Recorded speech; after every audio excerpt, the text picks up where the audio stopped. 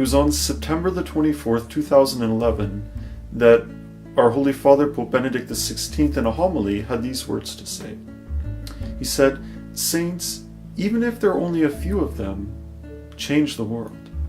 And then he went on to say, "They show us," and listen, "they show us that it is truly possible and good to live our relationship with God in a radical way, to put Him in first place, not one among many others." I remember when I first heard these words, I was watching this homily online, and they really stood out to me, and they really made me think, who are these saints?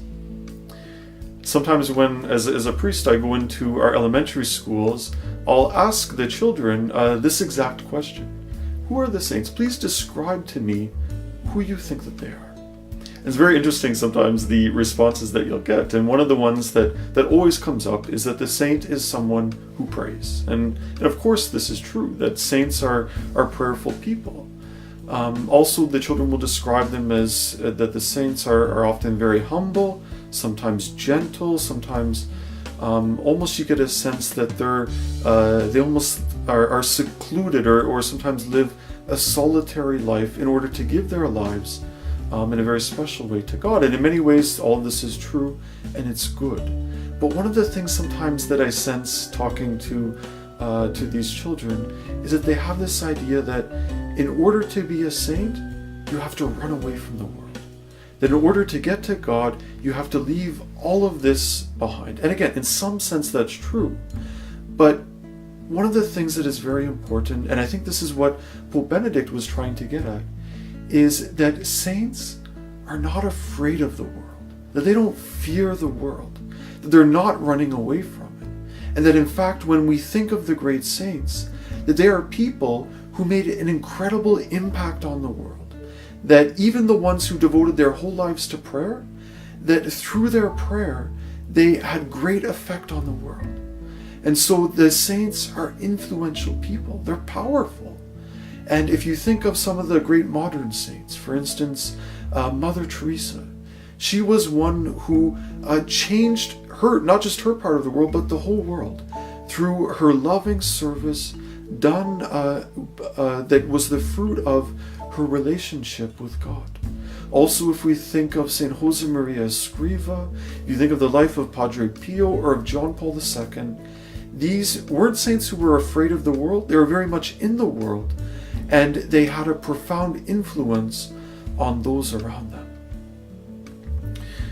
To be a saint, it can seem like a very difficult thing, and in many ways it's true, it is. It's hard to be a saint. What I would like to let you in on right now is a little secret. That, and I'm absolutely certain of this, that you will never be a saint without the grace of God. That to be a saint, we need God's help. And that what's important to know is that God wants to help us.